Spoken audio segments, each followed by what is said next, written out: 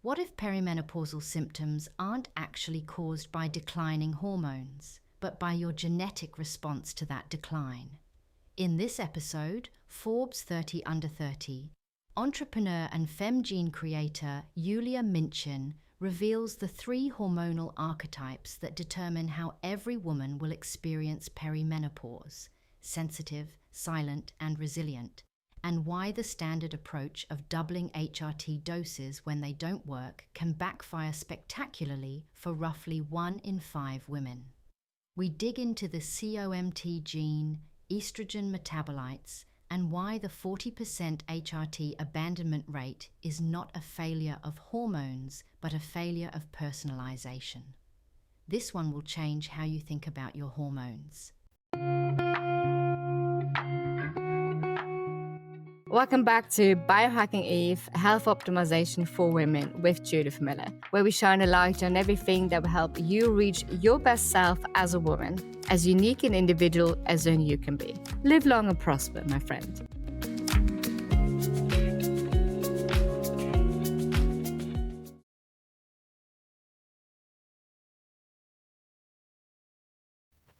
Hello everyone, welcome back to the show. Today I have Yulia Mintchin from Will Be with me. So Yulia is a Forbes 30 Under 30 tech entrepreneur, a repeat founder with a successful exit in IT, and she's now pioneering femtech innovation for precision hormone replacement therapy.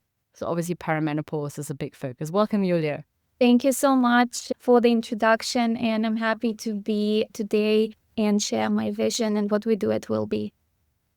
Fantastic. So, Yulia, when you say perimenopause is an epigenetic reprogramming event, what does that mean in practice? What does that mean in simple terms for, say, a 40-year-old listener? Okay, so if we are talking directly to 40-year-old female listeners, they definitely know what perimenopause is. So I'll start from the beginning. Why we are talking about perimenopause in the first place is because perimenopause is the biggest blind spot in modern medicine, because women were not included in medical research until 30 years ago because of our bodies being too variable, because of our hormones and our cycles. And this has led women to being dismissed, unsupported during this critical transition. And been working in this perimenopause space for the past 3 years. And when we started, we've realized that, wow, this is a massive problem. Women losing their jobs. 1 in 5 women leave workforce and never return, leading to personal financial burdens. Not like even corporations now are allocating budgets to help women to go through perimenopause, not to lose key talent. So this is the impact that perimenopause has. And when we've been trying different solutions, and when we started Will Be, we realized that anything we do, any woman we treat, we need to start from genetic testing, because your unique biology should be the single overriding factor in the way you're treated. And one thing led to another, and when we realized that actually perimenopause is not just a declining levels of hormones, it's actually a communication problem between genes and hormones. And that was a breakthrough understanding, which we started to dive deep on, and that has led us to creating 2 scientific frameworks. One big scientific category, which is called hormogenomics and hormogenetics, how you're genetically wired to produce hormones in the first place, and how you are responding genetically when your hormones begin to decline. And what we've realized that perimenopause is an epigenetic reprogramming event that determines the way a woman is going to age for decades to come. It's when our biology is giving us a chance to rewrite our aging health trajectory. And what we have been missing from perimenopause care is that hormones are powerful epigenetic regulators. And to be honest, we haven't discovered anything new. All we did, we looked through all the published research which is out there, the glass insights, peer-reviewed literature, and we put it all together into a simple tool for perimenopause called FemGene that helps women predict what symptoms they're going to experience when they begin this journey of hormonal decline. and how they will respond to hormone replacement therapy before it is prescribed. Because the problem right now is that when a woman goes to the doctor, it usually takes them 2 to 4 years to find the right dose of hormones to get that perimenopausal symptom relief. There are over 120 different symptoms associated with perimenopause, and women are reporting 6 to 7 symptoms at the same time at an intensity felt of 8 or more. This is a massive silent health crisis, which is happening to 51% of the world population, and currently there are 1 billion women worldwide in perimenopause struggling because we don't have any solutions for those women. And what I found really interesting, so to the listeners, I'd like to refer you back to an episode with Jennifer Garrison, I think it was episode 1, where she talks about, look, these hormonal changes that we're seeing, they're actually affecting 80% of the systems that we have in our body. So brain, bones, metabolism, immune system, mood, skin, etc., right? And what I find also very interesting is that perimenopause so far has been a guessing game, in the sense that you're in a period where everything is changing already, right? In the sense that your hormones are fluctuating. It's basically second puberty in many ways. And you're trying to titrate. You've got different treatment options. These can all be done at different dosages, different delivery methods as well. So you're trying to titrate something for a moving goalpost. So while your hormones are changing, you're always trying to catch up, and it just doesn't really work. So I think that's where the genetic testing up front, where it's like, this is how you're likely to respond, is actually very, very interesting. So tell us about the different types of responders that you're seeing. So first of all, I will comment on something that you said. You're absolutely right that when hormonal decline occurs, it affects all of the systems in the body, because every single cell in female body has estrogen receptors. And aging and hormonal decline, they go hand in hand. It's just the fundamental fact of life. And when hormones begin to shift and decline, our genes are getting completely different instructions to what they used to be getting. Because remember, hormones are powerful epigenetic regulators. They keep our genes on. And when hormones are not there, those genes go off. And this is not very proper scientific language, but this is just to get to that school of thought. And this is exactly the reason why a lot of women during perimenopause are saying, I feel like my body has been hijacked. Obviously, your genes are getting very different instructions to what they used to be getting when your hormones were at optimal levels. And when we're talking about perimenopausal symptom management, we actually need to start testing our genes first, because turns out perimenopausal symptoms, they are not hormonal. They are your genetic response to hormonal decline.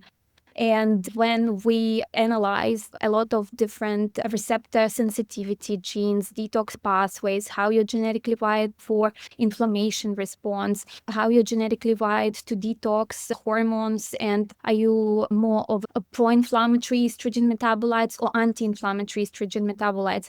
And then we put it all together into functional categories for each hormone.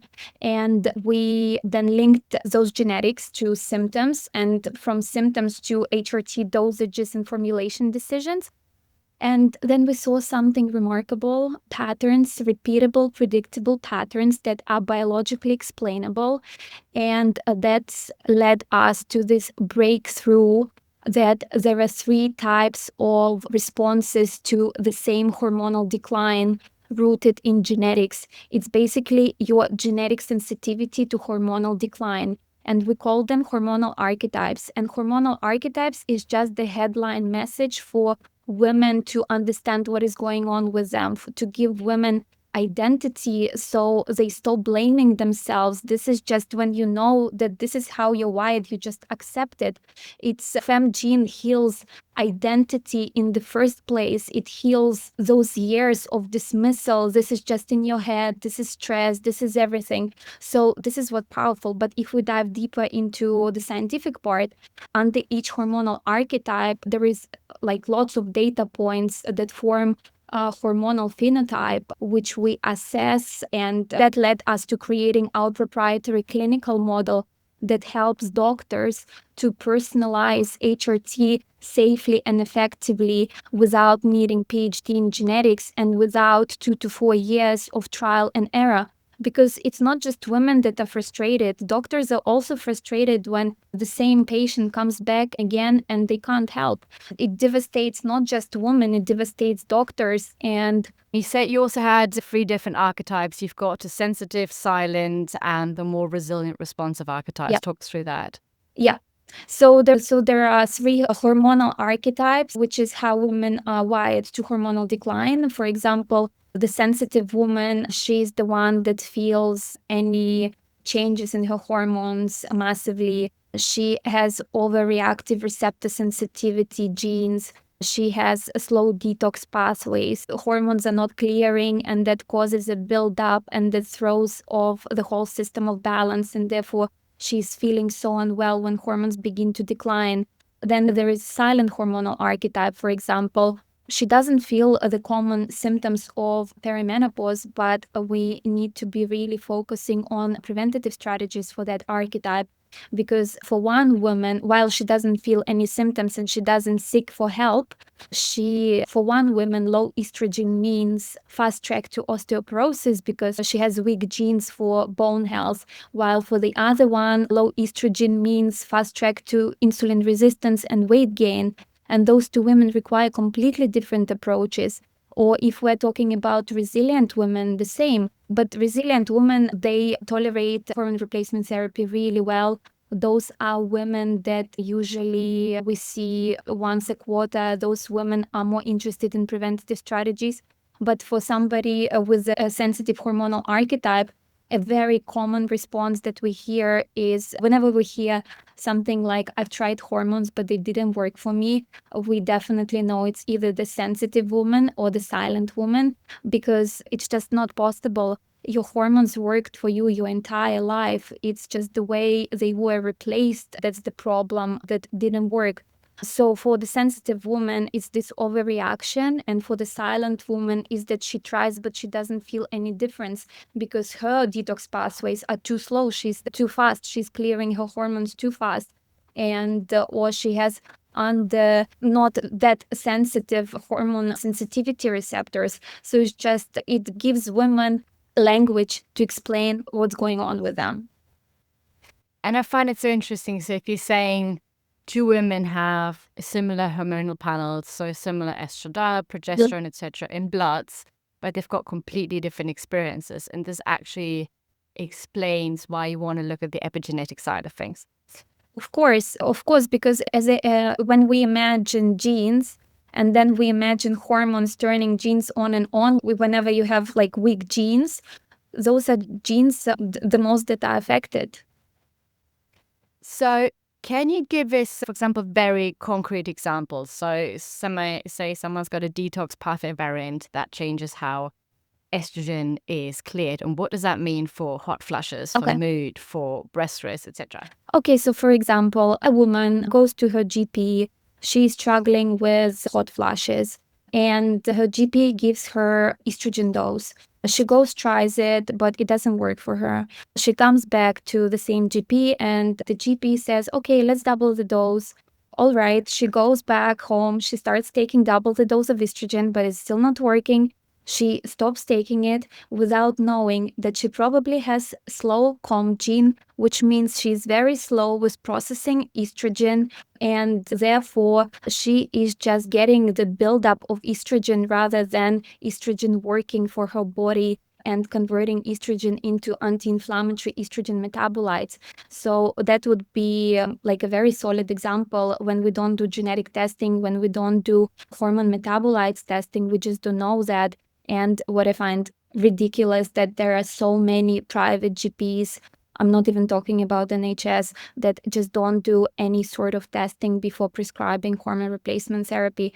Because hormones don't work when we misunderstand what perimenopause is. When we understand that it's communication problem between genes and hormones, that's when we can use those precision tools to create those personalized preventative protocols for women. Because it's not just about symptom relief. hormonal decline accelerates biological aging by 8 to 9 years, and therefore it accelerates all of the risks for age-associated diseases. And like another problem that we're using sick care tools for healthcare transition, and when we don't implement personalized strategies during this healthcare transition, women are pushed into sick care with entirely preventable conditions such as osteoporosis, insulin, metabolic dysfunction, heart disease, and all of those. Completely preventable. And there is a massive evidence base that it's all preventable. Estrogen is used for osteoporosis as a drug now. Let's stick with this example actually, because the COMT gene, about 20% of global populations actually has a major variant, in the sense that there's a major dysfunction from that variant. So you're saying that doesn't clear estrogen. So when you stick more estrogen on it, when you double the dose, that doesn't work. How would you act in this case? So obviously that's, medical disclaimer, that's not a prescription at this stage, but it's just to understand if this affects 20% of people of the population, how would you actually go around that? So first of all, there are supplements that can help us speed up detox pathways at biochemical levels, and we don't need pharma drugs for that. It's just those natural supplements giving the body raw materials to perform the way they are supposed to. And COMT is very dependent on methylation as well. And again, disclaimer, I am an entrepreneur, not a scientist, so I might use terminology incorrectly, but there is a strong link between your methylation and your COMT gene. They are another thing that we would need to do first is optimize your methylation and then optimize your COMT gene. Fantastic. The other thing when you're saying things that affect a large share of the population, let's flip the coin a little bit, and I appreciate this is a little bit off topic, but looking at andropause, so testosterone decline in men. So we would think that for men it's a lot simpler because we're just looking at one hormone, I'm guessing. What does that process look like? How would you test for that? Or is it just a level of you just need blood tests, you don't need to look at the epigenetics of it? So we have opened an entirely new global medical category called female longevity. Unfortunately, I am not an expert on male health, but I know that a male body is not as dependent on hormonal balance as female body. For female body, hormones literally govern our health. They govern everything from our heartbeat to our breath to our energy levels, our confidence and everything. I know it's very different for men, but I'm not the right person to talk about andropause. Fair enough. I will find the right person to talk about that. Speaking of, what are the data limitations when we're looking at these things? How do we avoid over-interpreting genetics? Also, that's a good question. And while we absolutely agree that genetics is only 20% of the whole picture and the rest is on the epigenetics, it's important to note that still they show us your baseline tendencies. And still, lifestyle is so important. That's why there is this whole shift of how we approach health in a preventative manner, that we start with genetics and then we look into your lifestyle. So while genetics is very important, just to know your tendencies, just to know your patterns, it's very important to keep testing other things with functional tests to see how your body actually processing things and how it's behaving in real time. And we are not solely focusing on genetics, but the way we build genetic test is very different to other genetic tests on the market. We own our IP lies in the interpretation layer of the genetics. We don't use this reductionist approach that if you have this SNP, therefore you have this. We build functional categories for each area that we are interested in, and that allows us to paint the whole picture for the tendency. But yes, we are not relying completely on genetics. It's very important to do functional testing to see how your body works in real time. And what's important to say while we are talking about perimenopause, and the reason why we are in a perimenopause space in the first place is because we are actually just clearing up the mess of the whole industry. Because if we were to test hormone metabolites and genetics in women that are 20 years old, 30 years old, we would know their genetic vulnerabilities, and we would know how to approach perimenopause in preventative ways. And we would be able not just to escape age-associated diseases, but also escape all of the symptoms that come with perimenopause. So it's baseline. You need to know your baseline. Your unique biology should be the single overriding factor, the way you're treated. And how we don't overinterpret things is by building hormonal archetypes and turning complex genetics into personal stories. This is interesting when you say we need to start early in an ideal world. So perimenopause is somewhere between 37 and 52 statistically. When would you actually start testing, and what would you start testing when? So it just doesn't make sense, for a 20-year-old woman to get a test of some sort to have a baseline, or is this something that you say, once I'm feeling changes, you should get into that? Absolutely. I would say post-puberty, the cycle is stable when we know what's going on. The earlier data you have, it's your benchmark point, right? And at the end of the day, hormonal imbalance is hormonal imbalance. And younger girls that are struggling with endometriosis, PCOS, and other all sorts of conditions, at the end of the day, they are hormonal imbalances. Those are, unless it's already has been physically manifested into stage 4 endometriosis, there is a hormonal imbalance in the first place. And I will tell you a case study. While we specialize in perimenopause, we naturally get girls with endometriosis because they struggle.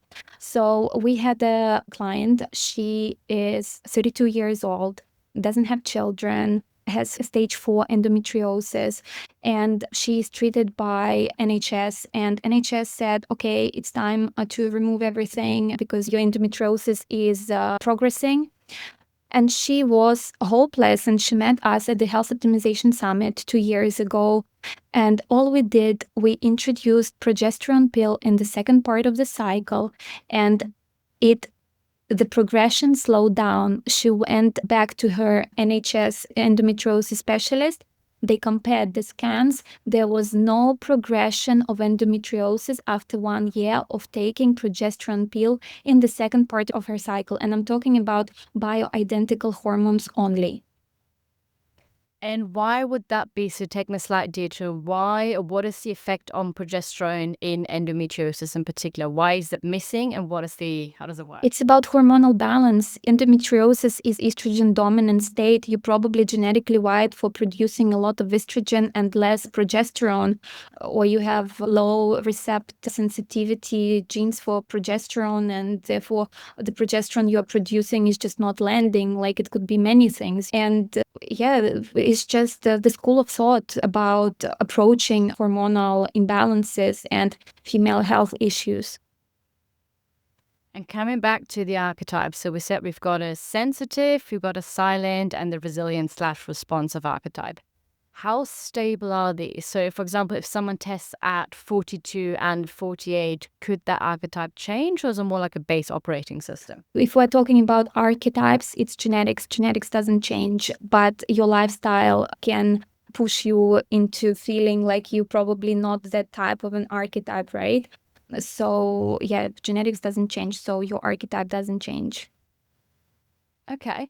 And sticking with the archetypes, in practice, what is the biggest decision that comes out of, say, once you've determined a woman's archetype, in terms of dose, in terms of route of HRT, in terms of add-ons like nutrients and lifestyle focus?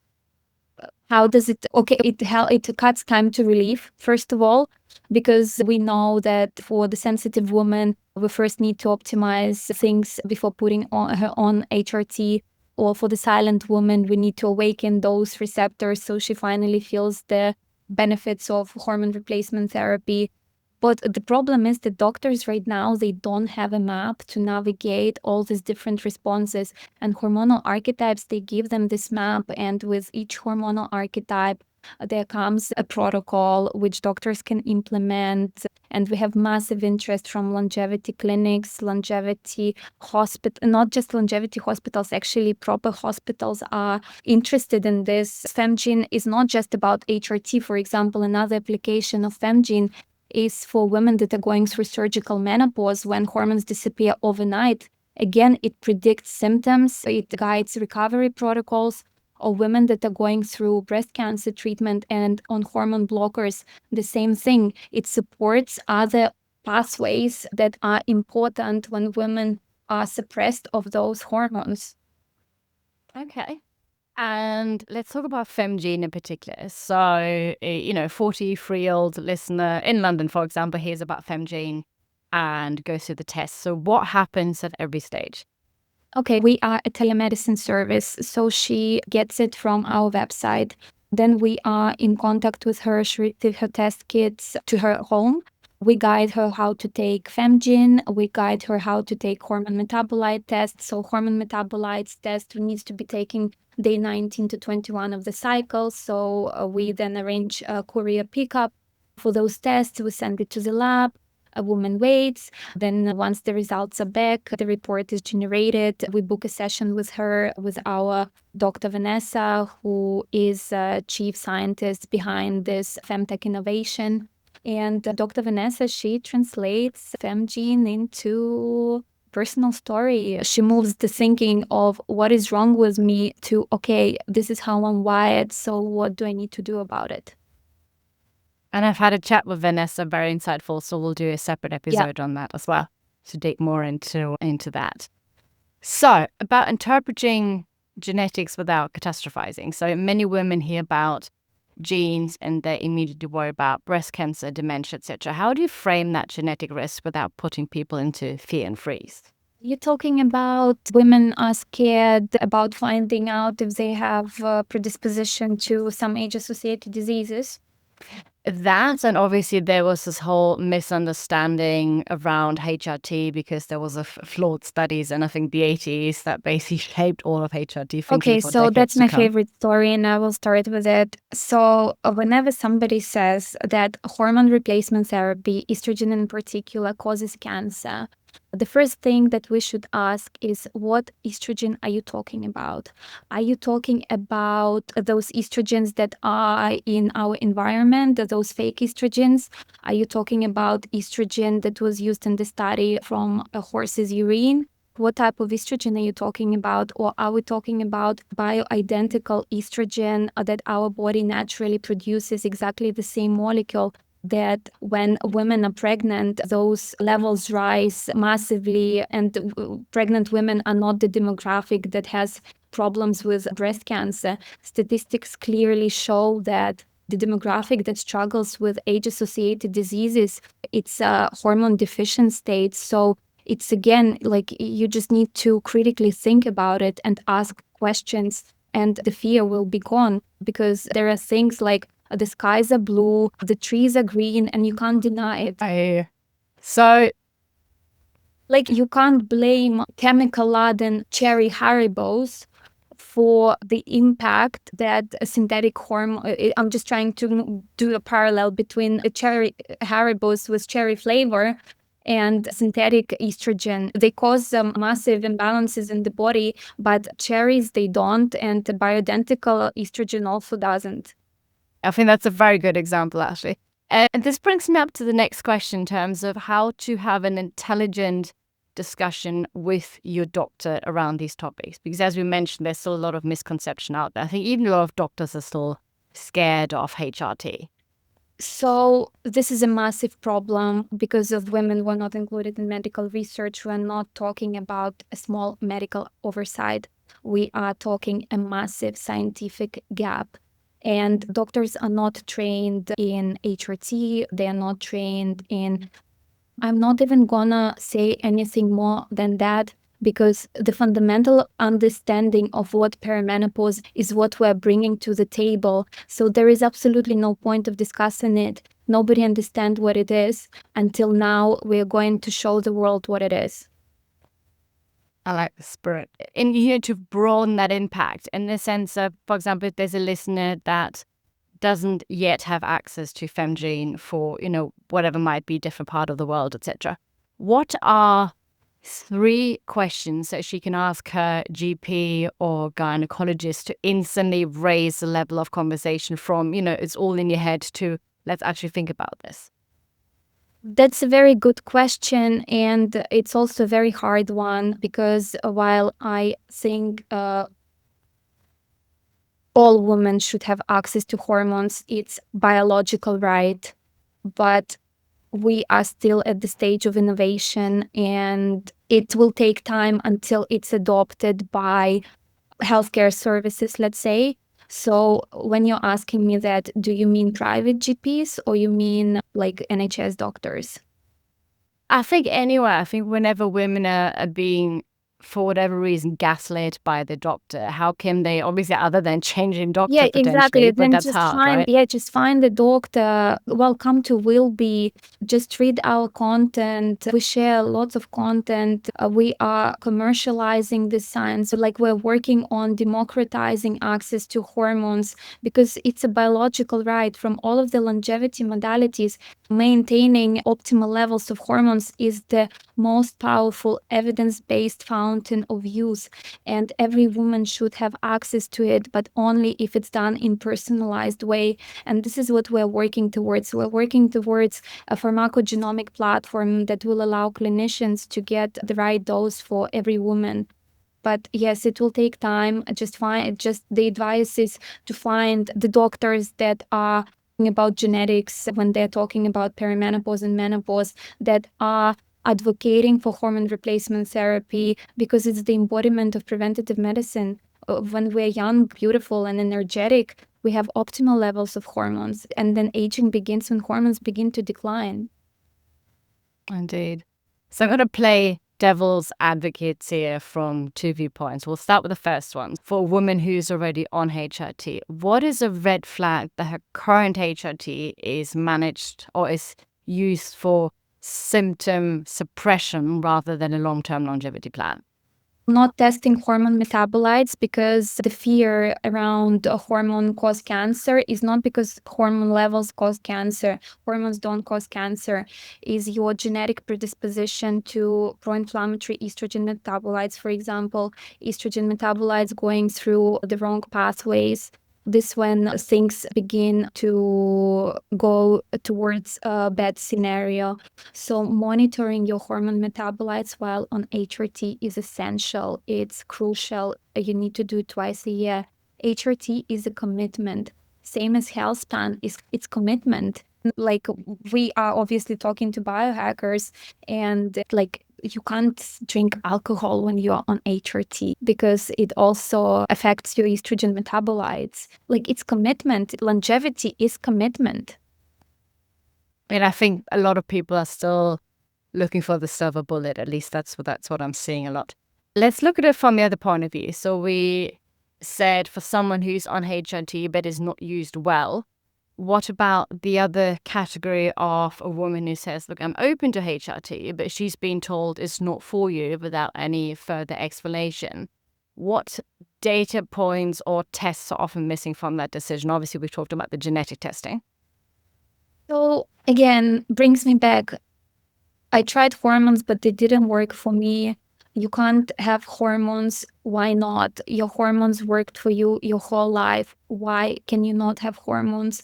Even oncology is shifting already, and women that are going through breast cancer, they are still given estrogen while they are doing treatments. There is this school of thought is changing dramatically right now. It's changing fast.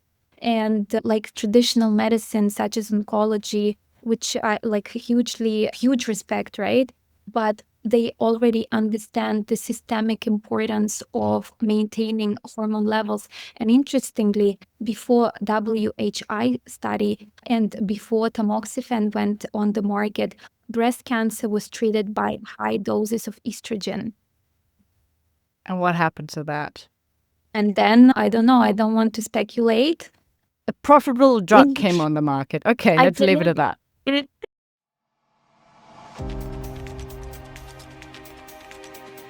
Thank you for joining me on this transformative journey. Your presence in this community is truly valued. Now, you may not realize it, but your words hold immense power.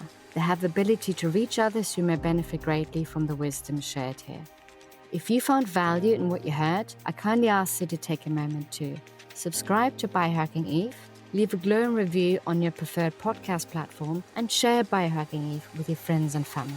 Your support helps spread the message of health optimization for women far and wide. Lastly, I want to express my gratitude to you for investing in yourself. By prioritizing your well-being, you serve as an inspiration to others. I'm eagerly looking forward to bringing you many more exciting episodes, and thank you for being a vital part of our community. Live long and prosper, my friend. The Biohacking Eve Health Optimization for Women podcast is for general informational purposes only and does not constitute the practice of medicine, nursing, or other professional healthcare services, including the giving of medical advice, and no doctor-patient relationship is formed. The use of information on this podcast or materials linked from this podcast is at the user's own risk. The content of this podcast is not intended to be substituted for professional medical advice, diagnosis, or treatment. Users should not disregard or delay obtaining medical advice for any medical condition they may have and should seek the assistance of the healthcare professionals for any such conditions. In addition, the information on this podcast does not constitute investment or financial advice.